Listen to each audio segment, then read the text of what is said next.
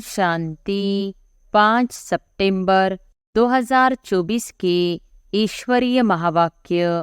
पहले एक नज़र मुरली के मुख्य पॉइंट पर। बाबा ने कहा, यह है बाप और बच्चों का मेला, गुरु और चेले अथवा शिष्यों का मेला नहीं है। उन गुरुओं की दिल में बच्चे का लव नहीं होगा। बाप के पास तो बच्चों का बहुत लव रहता है और बच्चों का भी बाप पर लव रहता है। पूछते हैं यहाँ क्या सिखाया जाता है? बोलो, हम राजयोग सिखाते हैं, जिससे तुम मनुष्य से देवता अर्थात राजा बन सकते हो। और कोई सत्संग ऐसा नहीं होगा जो कहे हम मनुष्य से देवता बनने की शिक्षा देते हैं। अच्छे शूर बच्चे जो होते हैं वह पढ़ाई में कभी उबासी आदि नहीं लेंगे। स्कूल में कभी कोई आंखें बंद करके बैठे, यह तो कायदा नहीं। शुरूढ़ बुद्धि तो अच्छी रीति से धारण कर औरों को सुनाने का शौक रखते हैं। ज्ञान नहीं है तो बुद्धि मित्र संबंधियों की तरफ भटकती रहती है। और फिर बाबा ने कहा, सन्यासी कहना व देवता कहना उनका भी अर्थ है। यह देवता कैसे बना? सन्यासी से देवता बना, बेहद का सन्यास किया, फिर चले गए नई दुनिया में। बाप कहते हैं, मैं अधर्म विनाश कर देवी देवता धर्म की स्थापना करता हूँ। विकार भी अधर्म है ना, इसलिए बाप कहते हैं इन सब का विनाश और एक आदि सनातन देवी देवता धर्म की स्थापना। भक्ति से फायदा कुछ भी नहीं मिलना है। यह तो है ज्ञान जिससे बहुत फायदा होता है। अभी तुम्हारी है चढ़ती कला। बाप घड़ी घड़ी कहते, मन मना भव। सन्यासी आदि किसी की भी दृष्टि बाप और बच्चों की नहीं हो सकती है। भले गांधी जी को बापूजी कहते थे, परंतु बाप बच्चे का संबंध नहीं कहेंगे। और फिर लास्ट में बाबा ने कहा, वर्षे होते ही है दो, एक हद के बाप का, दूसरा बेहद के बाप का। ब्रह्मा से भी कोई वर्षा नहीं मिलता है। अंग्रेज तो चले गए, अभी क्या है? भूख हड़ताल, पिकेटिंग, स्ट्राइक आदि होती रहती, कितनी मारामारी होती रहती है। कोई का डर नहीं है। बड़े बड़े ऑफिसर्स को भी मार देते हैं सुख के बजाय, और दुख है। बाप कहते हैं, देह सहित देह के सब धर्मों को भूल मामिकम याद करो। सतो प्रधान जरूर बनना पड़ेगा। बाप कहते हैं, निर्विकारी बनना है। स्वर्ग में चलना है तो मुझे याद करो, तो तुम्हारे पाप कट जाए, पुण्य आत्मा बन जाएंगे।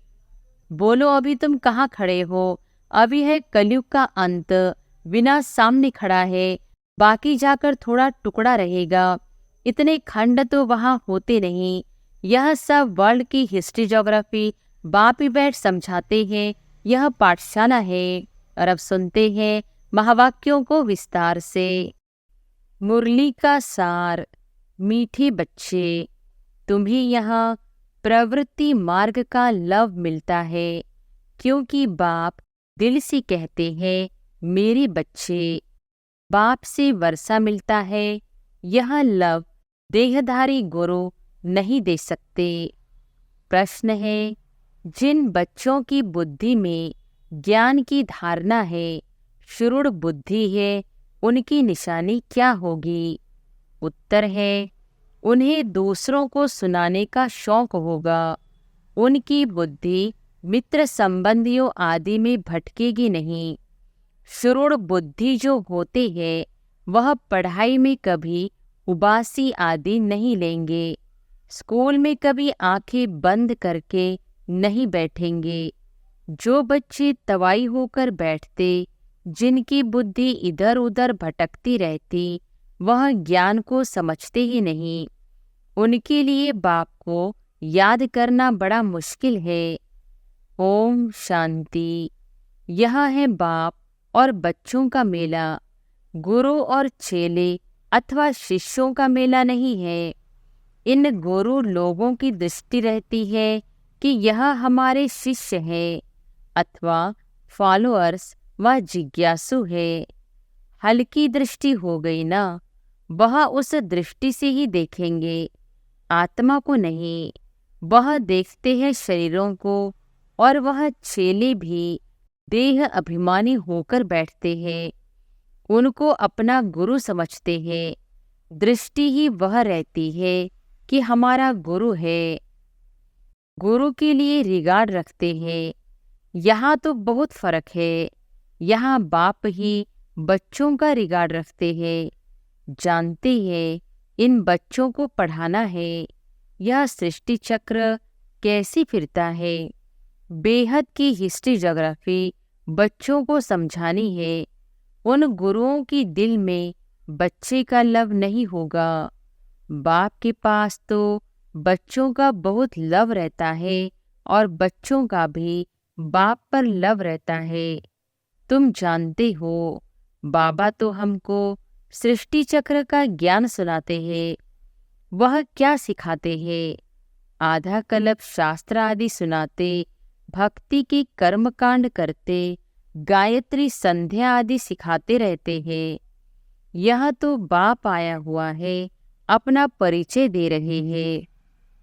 हम बाप को बिल्कुल नहीं जानते थे, सर्वव्यापी ही कह देते थे।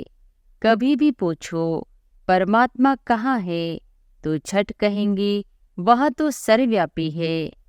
तुम्हारे पास मनुष्य जब आते हैं तो पूछते हैं यहाँ क्या सिखाया जाता है? बोलो हम राजयोग सिखाते हैं, जिससे तुम मनुष्य से देवता अर्थात राजा बन सकते हो।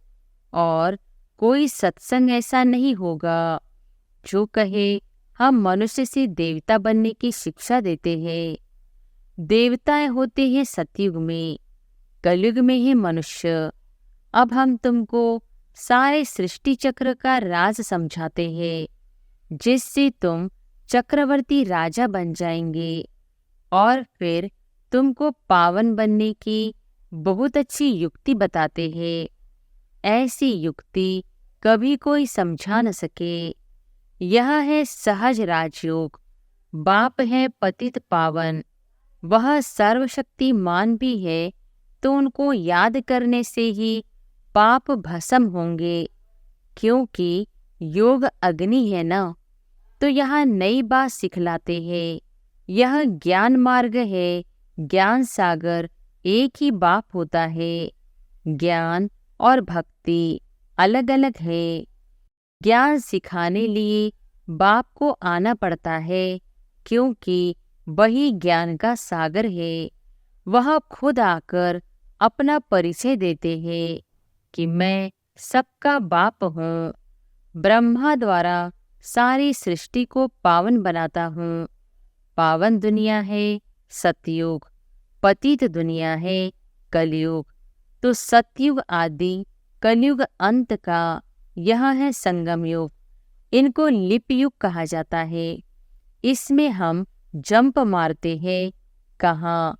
पुरानी दुनिया से नई दुनिया में जंप मारते हैं। वह तो सीढ़ी से आहिस्ते आहिस्ते नीचे उतरते आए। यहाँ तो हम छीछी दुनिया से नई दुनिया में एकदम जंप मारते हैं, सीधा चले जाते हैं ऊपर। पुरानी दुनिया को छोड़ हम नई दुनिया में जाते हैं। यह है बेहद की बात।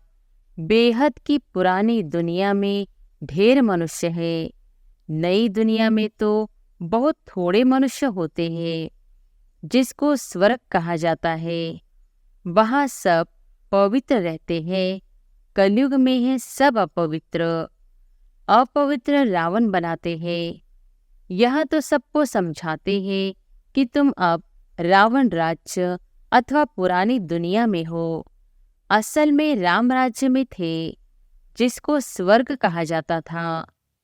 कैसी 84 का चक्र लगाकर नीचे गिरे हो, सो तो हम बता सकते हैं। जो अच्छे समझदार होंगे वह झट समझेंगे। जिसको बुद्धि में नहीं आएगा वह तो तवाई की मिसल इधर उधर देखते रहेंगे, अटेंशन से सुनेंगे नहीं। कहते हैं ना, तुम तो जैसी तवाई हो। सन्यासी लोग भी जब कथा बैठ सुनाते हैं तो कोई झुटका खाते हैं या अटेंशन और तरफ रहता है, तो अचानक उनसे पूछते हैं क्या सुनाया। बाप भी सबको देखते रहते हैं, कोई तवाई तो नहीं बैठे हैं। अच्छे शुरू बच्चे जो होते हैं वह पढ़ाई में कभी उबासी आदि नहीं लेंगे। स्कूल में कभी कोई आंखें बंद करके बैठे, यह तो कायदा नहीं।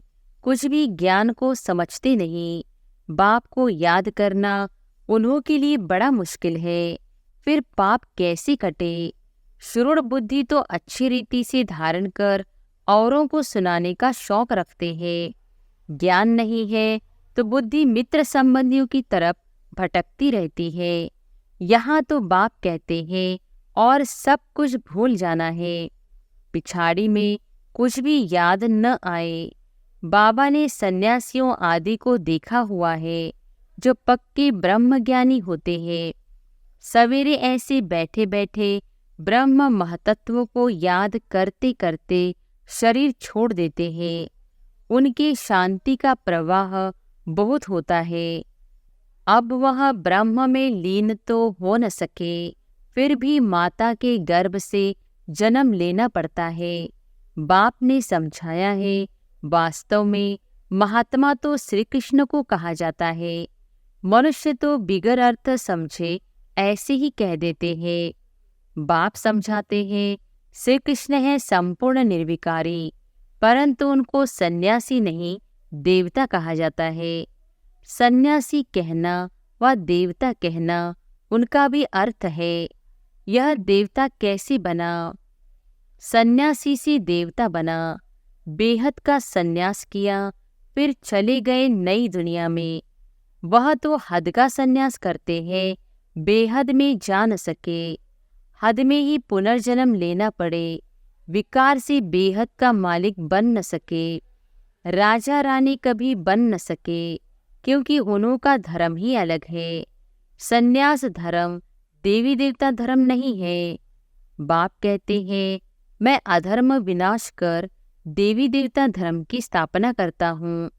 विकार भी अधर्म है ना, इसलिए बाप कहते हैं, इन सब का विनाश और एक आदि सनातन देवी देवता धर्म की स्थापना करने मुझे आना पड़ता है। भारत में जब सतयुग था तो एक ही धर्म था, वही धर्म फिर अधर्म बनता है। अब तुम फिर से आदि सनातन देवी देवता धर्म स्थापन कर रहे हो। जो जितना पुरुषार्थ करेंगे उतना ऊंच पद पाएंगे। अपने को आत्मा निश्चय करना है। भला गृहस्थ व्यवहार में रहो, उसमें भी जितना हो सके उठते बैठते यह पक्का करो। जैसे भक्त लोग सवेरे उठकर एकांत में बैठ माला जपते हैं। तुम तो सारे दिन का हिसाब निकालते हो। फलाने समय इतनी याद रही, सारे दिन में इतना समय याद रही, टोटल निकालते हो। वह तो सवेरे उठकर माला फेरते हैं। भला कोई सच्चे भक्त नहीं होते हैं। कईयों की बुद्धि तो बाहर कहाँ न कहाँ भटकती रहती है।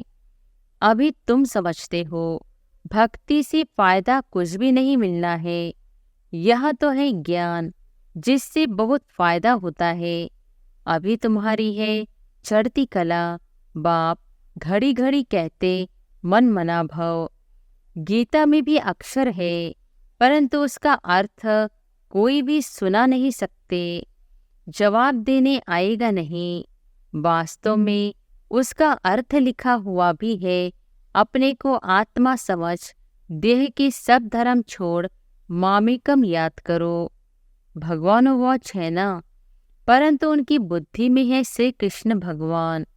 वह तो देहधारी पुनर्जन्म में आने वाला है। उनको भगवान कैसे कह सकते हैं? तो सन्यासी आदि किसी की भी दृष्टि बाप और बच्चों की नहीं हो सकती। भले गांधी जी को बापूजी कहते थे, परंतु बाप बच्चे का संबंध नहीं कहेंगे। वह तो फिर भी साकार हो गया ना। तुमको तो समझाया है, अपने को आत्मा समझो। इसमें जो बाप बैठा है वह है बेहद का बापूजी। लौकिक और पारलौकिक दोनों बाप से वर्षा मिलता है। बापूजी से तो कुछ भी नहीं मिला। अच्छा, भारत की राजधानी वापस मिली, परंतु यह वर्षा तो नहीं कहेंगे। सुख मिलना चाहिए ना। वर्षे होते ही हैं दो, एक हद के बाप का, दूसरा बेहद के बाप का। ब्रह्मा से भी कोई वर्षा नहीं मिलता है। भले सारी प्रजा का वह पिता है। उनको कहते हैं ग्रेट ग्रेट ग्रैंडफादर। वह खुद कहते हैं मेरे से तुमको कुछ भी वर्षा नहीं मिलता, जबकि यह खुद कहते हैं मेरे से वर्षा नहीं मिल सकता, तो उस बापूजी से फिर क्या वर्षा मिल सकेगा? कुछ भी नहीं। अंग्रेज तो चले गए, अभी क्या है? भूख हड़ताल, पिकेटिंग, स्ट्राइक आदि होती रहती। कितनी मारामारी होती रहती है, कोई का डर नहीं है। बड़े बड़े ऑफिसर्स को भी मार देते हैं। सुख की बजाय और दुख है, तो बेहद की बात यहाँ ही है। बाप कहते हैं पहले पहले तो यह पक्का निश्चय करो कि हम आत्मा है, शरीर नहीं। बाप ने हमको एडॉप्ट किया है, हम एडॉप्टेड बच्ची है। तुमको समझाया जाता है बाप ज्ञान का सागर आया है और सृष्टि चक्र का राज समझाते हैं, दूसरा कोई समझा न सके। बाप कहते हैं देह सहित देह के सब धर्मों को भूल मामेकम याद करो। सतोप्रधान जरूर बनना पड़ेगा। यह भी जानते हो पुरानी दुनिया का विनाश तो होना ही है। नई दुनिया में बहुत थोड़े होते हैं। कहाँ इतनी करोड़ों आत्माएं और कहाँ 9 लाख। इतने सब कहाँ जाएंगे? अब तुम्हारी बुद्धि में है कि हम सब आत्माएं ऊपर में थी, फिर यहाँ आई है पाड़ बजाने। आत्मा को ही एक्टर कहेंगे। आत्मा एक्ट करती है इस शरीर के साथ। आत्मा को ऑर्गस तो चाहिए ना। आत्मा कितनी छोटी है, 84 लाख जन्म है नहीं। हर एक अगर 84 लाख जन्म ले, फिर पाठ रिपीट कैसे करेंगे? याद नहीं रह सकता, स्मृति से बाहर चला जाए। 84 जन्म भी तुमको याद नहीं रहते, भूल जाते हो। अब तुम बच्चों को बाप को याद कर पवित्र जरूर बनना है। इस योग अग्नि से विकर्म विनाश होंगे, यह भी निश्चय है। बेहद के बाप से बेहद का वर्षा हम कलप कलप लेते हैं। अब फिर स्वर्गवासी बनने के लिए बाप ने कहा है कि मामेकम याद करो, क्योंकि मैं ही पतित पावन हूँ। तुमने बाप को पुकारा है ना, तो अब बाप आए हैं पावन बनाने। पावन होते हैं देवता, पतित होते हैं मनुष्य। पावन बनकर फिर शांतिधाम में जाना है। तुम शांतिधाम जाना चाहते हो या सुखधाम आना चाहते हो?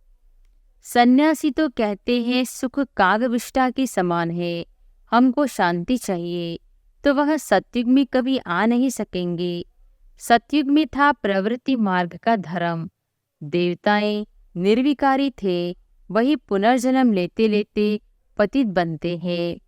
अब बाप कहते हैं निर्विकारी बनना है, स्वर्ग में चलना है, तो मुझे याद करो, तो तुम्हारे पाप कट जाए, पुण्य आत्मा बन जाएंगे। फिर शांतिधाम सुखधाम में जाएंगे। वहाँ शांति भी थी, सुख भी था। अभी है दुखधाम। फिर बाप आकर सुखधाम की स्थापना करते हैं। दुखधाम का विनाश चित्र भी सामने है। बोलो अभी तुम कहाँ खड़े हो? अभी है कलयुग का अंत, बिना सामने खड़ा है। बाकी जाकर थोड़ा टुकड़ा रहेगा। इतने खंड तो वहाँ होते नहीं। यह सब वर्ल्ड की हिस्ट्री ज्योग्राफी बाप ही बैठ समझाते हैं। यह पाठशाला है। भगवानु वॉच। पहले पहले बाप का परिचय देना पड़ता है। अभी कलयुग है, फिर सतयुग में जाना है। वहाँ तो सुख ही सुख होता है। एक को याद करना, वह है अव्यभिचारी याद। शरीर को भी भूल जाना है। शांतिधाम से आए हैं, फिर शांतिधाम में जाना है। वहाँ पतित कोई जा न सके। बाप को याद करते करते पावन बन तुम मुक्तिधाम में चले जाएंगे। यह अच्छी रीति बैठ समझाना पड़ता है। आगे इतने सब चित्र थोड़ी थे, बिगड़ चित्र भी नटशिल में समझाया जाता था। इस पाठशाला में मनुष्य से देवता बन जाना है, यह है नई दुनिया के लिए नॉलेज। वह बाप ही देंगे ना, तो बाप ही दृष्टि रहती है बच्चों पर। हम आत्माओं को पढ़ाते हैं, तुम भी समझाते हो। बेहद का बाप हमको समझाते हैं, उनका नाम है शिव बाबा। सिर्फ बेहद का बाबा कहने से भी मूंझ जाएंगे, क्योंकि बाबाएं भी बहुत हो गए हैं। म्युनिसिपालिटी के मेयर को भी कहते हैं बाबा।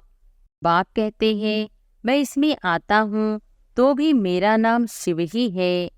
मैं इस रथ द्वारा तुमको नॉलेज देता हूँ, इनको एडॉप्ट किया है। इनका नाम रखा है प्रजापिता ब्रह्मा। इनको भी मेरे से वर्षा मिलता है। अच्छा, मीठे मीठे सिकिलधे बच्चों प्रति माता पिता बाप दादा का याद प्यार और गुड मॉर्निंग। रूहानी बाप की रूहानी बच्चों को नमस्ते। धारणा के लिए मुख्य सार। पहले पॉइंट, अभी पुरानी दुनिया से नई दुनिया में जंप देने का समय है, इसलिए इस पुरानी दुनिया से बेहद का संन्यास करना है, इसे बुद्धि से भूल जाना है। दूसरी पॉइंट, पढ़ाई पर पूरा अटेंशन देना है। स्कूल में आंखें बंद करके बैठना यह कायदा नहीं है। ध्यान रहे पढ़ाई के समय बुद्धि इधर उधर न भटके, उबासी न आए। जो सुनते जाए वह धारण होता जाए। वरदान है, रूहानी नशे द्वारा पुरानी दुनिया को भूलने वाले स्वराज्य सो विश्व राज्य अधिकारी भव। रूहानी नशे द्वारा पुरानी दुनिया को भूलने वाले स्वराज्य सो विश्व राज्य अधिकारी भव। संगम युग पर जो बाप की वर्षे के अधिकारी है, वही स्वराज्य और विश्व राज्य अधिकारी बनते हैं। आज स्वराज्य है, कल विश्व का राज्य होगा। आज कल की बात है। ऐसी अधिकारी आत्मा रूहानी नशे में रहती है और नशा पुरानी दुनिया सहज भुला देता है। अधिकारी कभी कोई वस्तु के व्यक्ति के संस्कार के अधीन नहीं हो सकते। उन्हें हद की बातें छोड़नी नहीं पड़ती, स्वतः छूट जाती है। स्लोगन है, हर सेकंड, हर श्वास, हर खजाने को सफल करने वाले भी सफलता मूर्त बनते हैं। अच्छा, ओम शांति।